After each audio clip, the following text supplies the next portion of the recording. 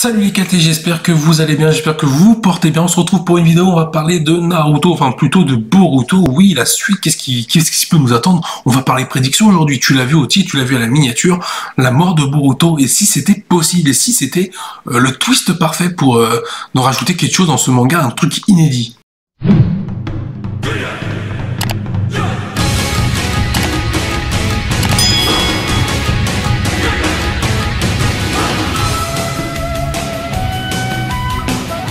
Et si Boruto justement mourait dans la suite du manga, alors il va pas mourir tout de suite, je pense pas, ça serait bizarre, ça serait chelou, mais c'est vrai que ce serait intéressant, surtout que maintenant on sait que c'est Kishimoto qui a repris le manga.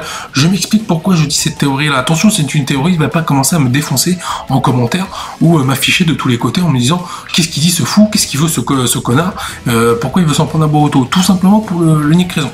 Ils insistent tellement sur la mort de Sasuke et Naruto que ça cache une autre mort. Pour moi, il y a une autre mort qui doit se produire, qui doit nous marquer. Parce que dans Naruto, des morts qui nous ont marqué, il y en a eu plein. Et Asuna, Jiraiya, je vais pas te faire la liste, mais même Aku, Zabuza pour les méchants, Itachi, pour le coup, une mort vraiment digne, incroyable.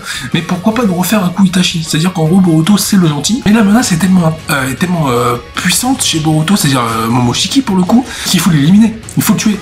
Alors on va dire oui, mais au tout début du manga, tu vois un Boruto versus Kawaki et tu vois que Boruto a l'œil pété et du coup on déduit qu'il n'a plus Momoshiki. On le déduit. Qui vous dit que cette scène-là, justement, si on inverse le truc, c'est pas Kawaki le gentil qui va arrêter Boruto versus Boruto? Pourquoi ne pas tout simplement faire, en gros, perpétuer un peu l'esprit de Naruto, narutesque, on va dire, je sais pas si c'est comme ça, mais un peu comme ça, la suite de Naruto à Boruto, pour faire comprendre que Naruto a encore son empreinte et que c'est grâce à Naruto que la finalité de Boruto sera plutôt joyeuse. Pourquoi pas?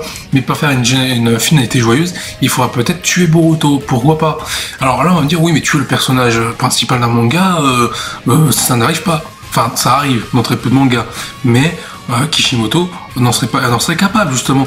Pourquoi pas, justement, surprendre le lecteur en disant que tu t'attaches à un personnage qui devient gentil, qui finalement devient méchant, mais malgré lui, tu vois, parce qu'il ne veut pas devenir méchant, et que finalement, c'est devenu une telle menace que tu es obligé de le buter. Tu vois, tu t'attaches à un perso qu'au final tu dois buter. Tu peux faire une émotion forte. Tu vois, tu peux arriver, je le dis, à quelque chose de comparable, peut-être à un Jiraiya. Tu vois, peut-être un truc différent, mais dans la même ADN émotionnel. Bien, j'espère que cette vidéo t'a plu. N'hésite pas à venir théoriser avec moi en commentaire. Je viendrai avec grand plaisir te répondre à tes idées ou à tes argumentations. Il n'y a pas à tes arguments. Il n'y a pas de souci. Je t'invite tout simplement à prendre soin de toi, mettre un petit like si t'as aimé cette vidéo, à t'abonner si t'aimes le contenu de la chaîne. Porte-toi bien. Je te dis à la prochaine. Salut les KT.